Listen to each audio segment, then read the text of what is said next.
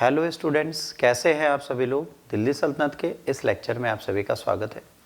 देखिए, अभी तक हम गुलाम वंश पढ़ चुके, हम खिलजी वंश पढ़ चुके। अब जो हम वीडियो स्टार्ट करने जा रहे हैं वो वीडियो जो है वो तुगलक डायनेस्टी का है।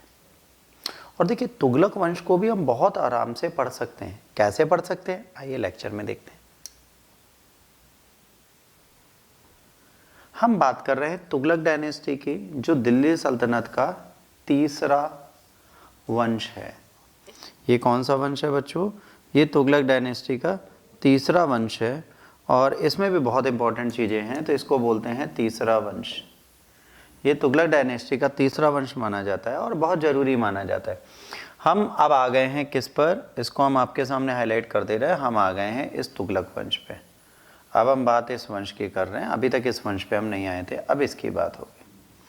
ठीक, तो अब हम बात करेंगे इस वंश की। अब आते हैं इस वंश में क्या क्या मिला, क्या क्या हुआ।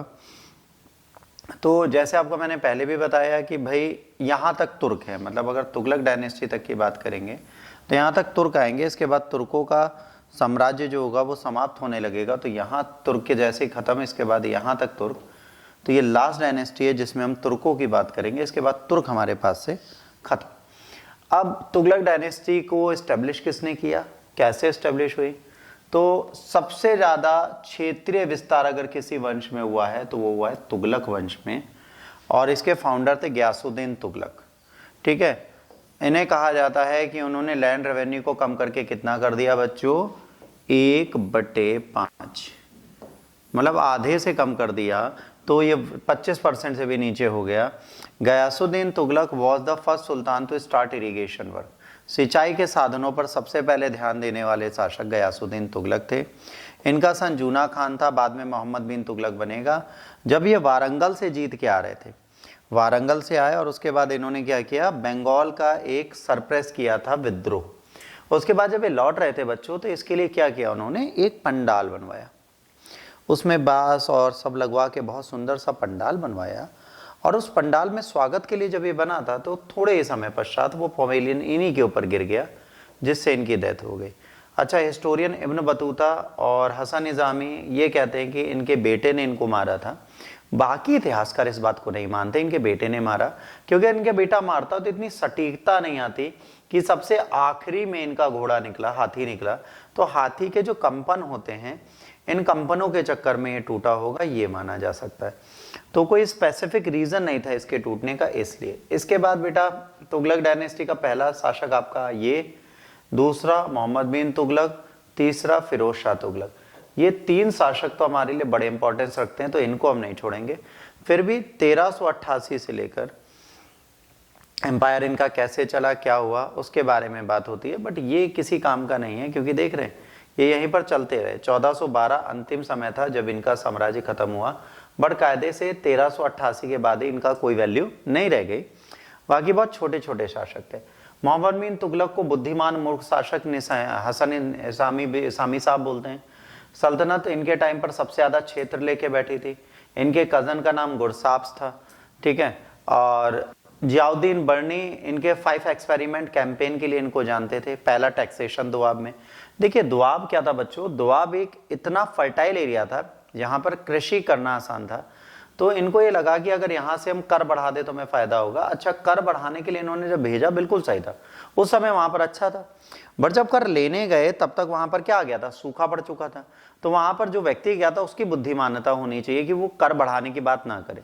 तो इसके बाद जब इनको पता चलता है तो ये चाहते थे कि भैया जो इनका खजाना है वो सही हो जाए। इसके लिए इन्होंने कहा कि भैया अब यहाँ पर बहुत सारी इंपॉर्टेंट चीजें, हम जंगल को सही करेंगे और चीजें बनाएंगे और धन संपदा बढ़ाएंगे। बट वो बढ़ा नहीं पाए। जब इन्हें पता चला वहां पर दिक्कत है, दीवाने को ही बनाया। फेमाइन के चक्कर में यहाँ पे लोगों की मदद की, लोन सिस्टम दिया और फेमाइन कोड बनाया जो विक्टिम्स से उनकी मदद के लिए। तो कायदे से देखा जाए he was a sharp ruler. इनको यह पता था कि कैसे चीजों को बदलना है। तो इस शासक की बुराई लाख लोग करें, बट इनमें इतनी बुद्धिमानता थी कि अपनी चीजों को कर पाए। उसके बाद टोकन करेंसी। विश्व मार्केट में बच्चों इस समय पर क्या हो रहा है, चांदी की कमी हो गई। तो चाइना ने पेपर करेंसी चलाई, इन्होंने टोकन करेंसी चलाने की कोशिश की कि सोने चांदी के सिक्कों के बराबर सिक्का होगा ब्रॉन्ज का। तो सबने अपने घर के बर्तनों को काट काट के टकसाल बना ली।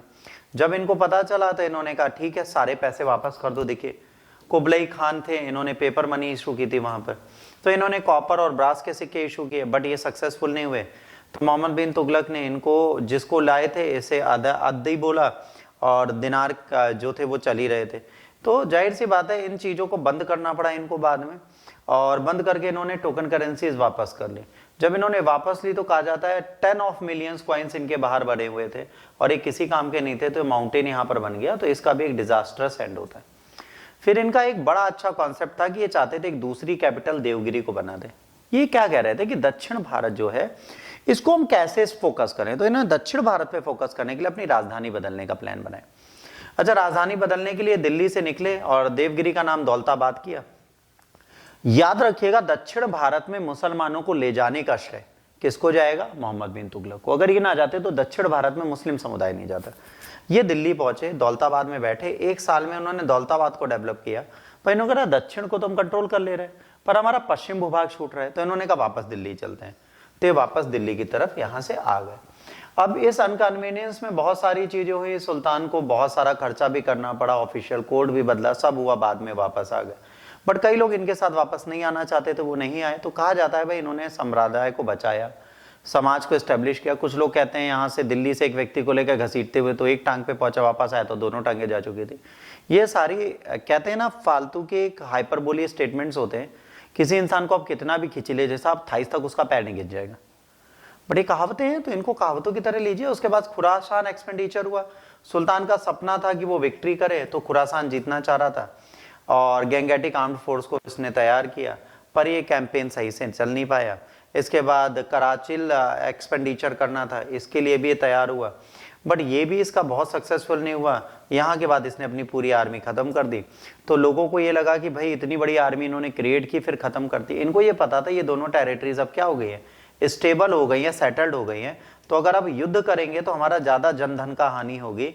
तो ये दूरदर्शिता उस समय लोगों को नहीं समझ में आई। जैसे मैंने आपसे क्या बोला था, अगर दिल्ली सल्तनत के टाइम पे आप फरारी चलाना स्टार्ट कर दो, घोड़े से लोग चल रहे हैं, तो आपको लोग बेवकूफ बोलेंगे। बुद्धिमानता वहां दिखाई जाती है आप जैसे बुद्धिमान हो। अगर एलॉन मस्क ने बोला था कि मैं रीलॉन्चेबल व्हीकल्स बनाऊंगा, तो उसने रीलॉन्चेबल व्हीकल जब बनाया तो नासा हंसा कि ये पागल है, ऊपर तो जा नहीं पाते ठीक से, नीचे अब ले आएंगे, बट बाद में लाए ना। तो शुरुआत में हर एक बुद्धिमान पे लोग हंसते हैं, इस पे भी लोग हंसे। अब इनको ट्रेन किया, सब किया, बाद में इन्होंने हटाया। अच्छा, ये मरे कहाँ थे? ठट्ठा में। ठट्ठा एक प्लेस था जहां पर इनकी डेथ हो गई थी। बहमनी विजयनगर किंगडम इन्हीं के टाइम पर बनी, ठीक है। एक हिंदू थे और जैन सेंट थे, राजशेखर और जैन प्रभा सूरी, है ना।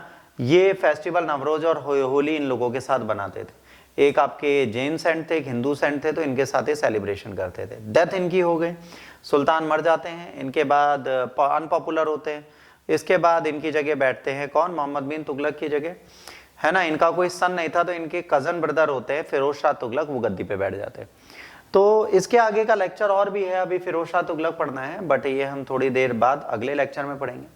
अगर यहाँ तक का लेक्चर आपको अच्छा लगा तो प्लीज लाइक शेयर सब्सक्राइब करना ना भूलें। God bless you all, take care, नमस्कार।